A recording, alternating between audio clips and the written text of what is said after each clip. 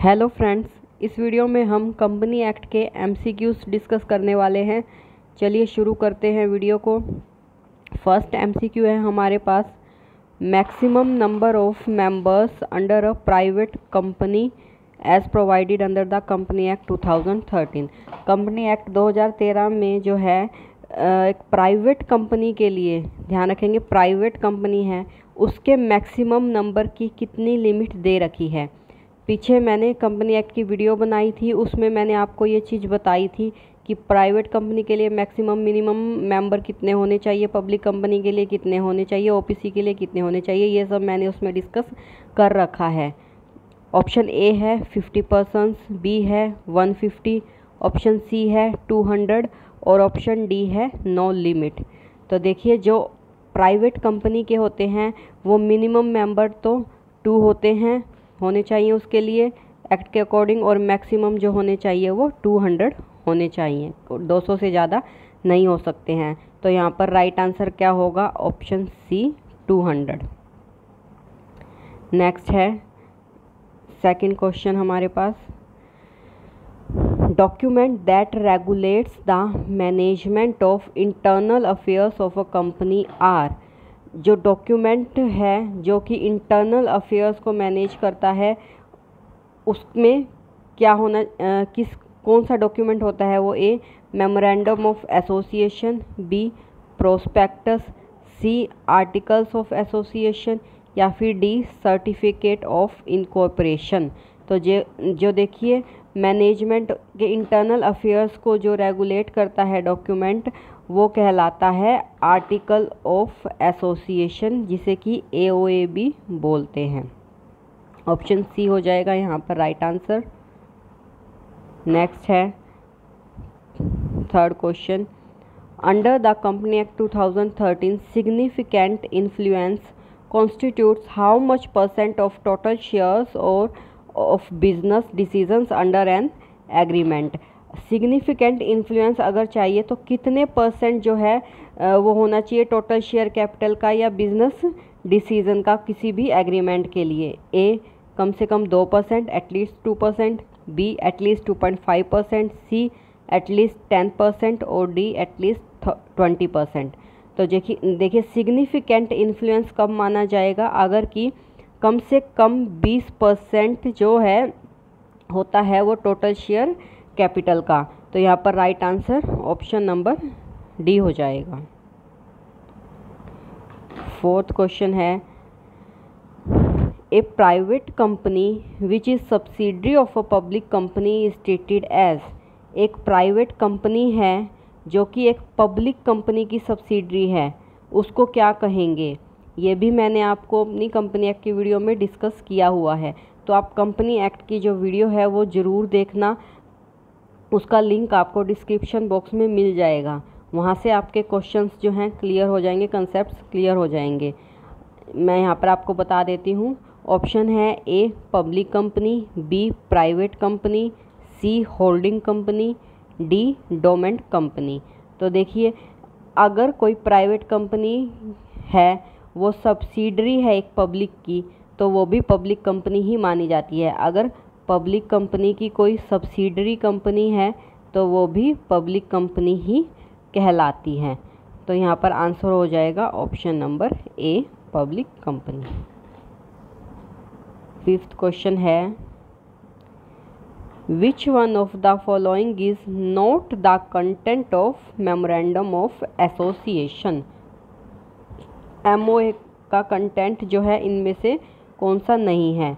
MOA के जो हैं कुछ कंटेंट दिए हुए हैं जिनमें नेम क्लोज जो है, जैसे ऑब्जेक्ट क्लोज, इस तरह से सभी क्लोजेस आते हैं। वहाँ पर इनमें से हमें बताना है कि कौन सा क्लोज जो है वो नहीं है। A name clause, B registered office clause, C object clause, D board of director clause. तो देखिए, उन क्लोजेस में नेम क्लोज भी होता है, रजिस्टर्ड ऑफिस क्लोज भी होता है, ऑब्जेक्ट क्लोज भी होता है, पर बोर्ड ऑफ डायरेक्टर क्लोज वहाँ पर नहीं होता है कंटेंट में। तो यहाँ पर आंसर हमें नोट वाला ही पूछ रखा है, क्वेश्चन ध्यान से पढ़ेंगे, जो कि कंटेंट नहीं है, तो ऑप्शन डी होगा यहाँ पर।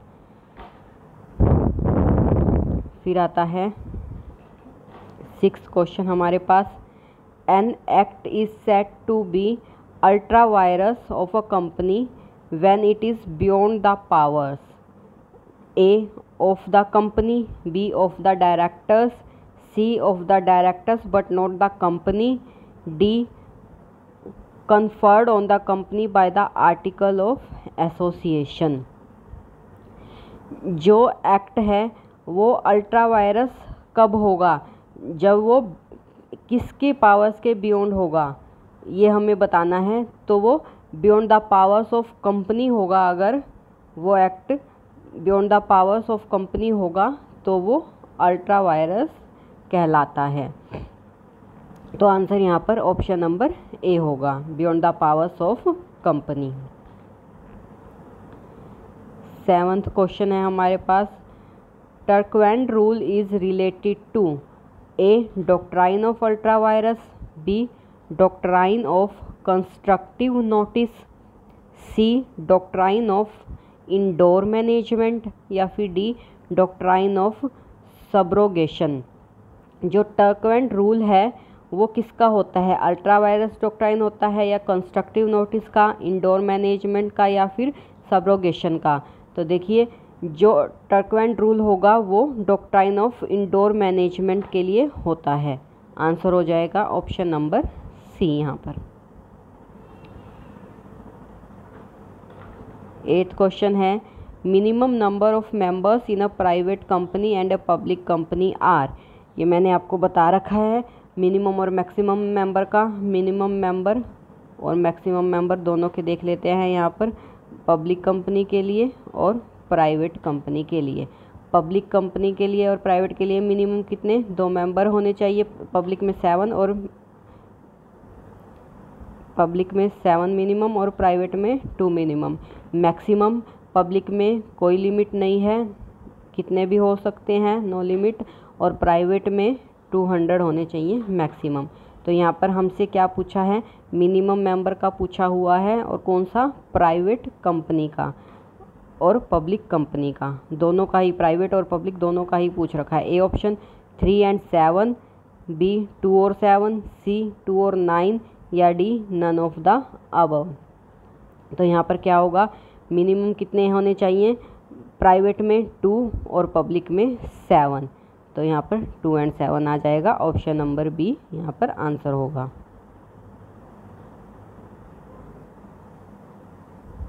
9th क्वेश्चन है, only a natural person who is an Indian citizen and who has stayed in India for a period of at least dash days during the immediately preceding financial year shall be eligible to incorporate an OPC।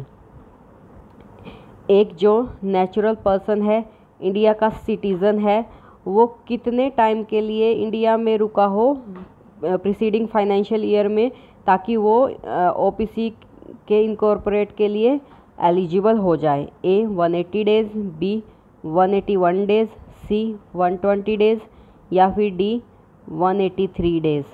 तो देखिए अगर 120 दिन यहाँ पर होते हैं, 120 days, तो वो एलिजिबल हो जाएगा। अगर वो अपने प्रीसीडिंग फाइनेंशियल ईयर में 120 डेज़ के लिए इंडिया में रुका है तो वो OPC के इनकॉर्पोरेशन के लिए एलिजिबल हो जाता है पर्सन। सी यहाँ पर आंसर हो जाएगा। 10th क्वेश्चन है, XYZ लिमिटेड एक कंपनी है, is having 15% share capital held by x के पास 15% है, x limited 50% held by central government, 50% जो है सेंट्रल गवर्नमेंट के पास में और 10% जो है स्टेट गवर्नमेंट के पास में है उसके शेयर, और 25% अदर पीपल के पास में है। तो वो कंपनी क्या कहलाएगी, A government company, B private company, C public company, या फिर डी डोमेंट कंपनी। पिछली वीडियो में ये भी मैंने आपको बताया हुआ है गवर्नमेंट कंपनी का जो टॉपिक था उसमें कि गवर्नमेंट कंपनी में कौन कौन सी आती है। जो अगर 51% शेयर या उससे ज़्यादा शेयर अगर गवर्नमेंट के पास में है तो वो गवर्नमेंट कंपनी होती है। और कौन कौन सी गवर्नमेंट इसमें आ जाती है, सेंट्रल गवर्नमेंट आती है, स्टेट गवर्नमेंट आती है। अगर पार्टली सेंट्रल के पास में है, पार्टली स्टेट के पास में है, तो वो दोनों इंक्लूड करके 51% से या उससे ज़्यादा होने चाहिए। तो यहाँ पर देखिए 50% सेंट्रल के पास में है और 10% स्टेट के पास में है। टोटल कितने हो गए? 60%। दोनों गवर्नमेंट के, सेंट्रल और स्टेट गवर्नमेंट के कंबाइन किए जाएंगे यहाँ पर, तो ये 60% हो गए, जो कि 51% से ज़्यादा है। तो यहाँ पर ये क्या हो जाएगी? गवर्नमेंट कंपनी हो जाएगी। आंसर होगा A option, government company. 11th question है, the doctrine of indoor management is a protection that is available to. Doctrine of indoor management जो होता है वो प्रोटेक्शन है जो किसके लिए अवेलेबल है? ए शेयर होल्डर के लिए, B outsiders who deal with the company, जो कंपनी के आउटसाइडर हैं, कंपनी से डील करते हैं उनके लिए, सी बोर्ड ऑफ डायरेक्टर्स के लिए, या फिर डी क्रेडिटर्स के लिए। तो देखिए डॉक्ट्राइन ऑफ इंडोर मैनेजमेंट किसके लिए प्रोटेक्शन होता है? जो आउटसाइडर होते हैं, कंपनी से डील करने वाले, कंपनी के आउटसाइडर, उनके लिए वो होता है। ऑप्शन यहाँ पर बी हो जाएगा। सॉरी, कहाँ गया?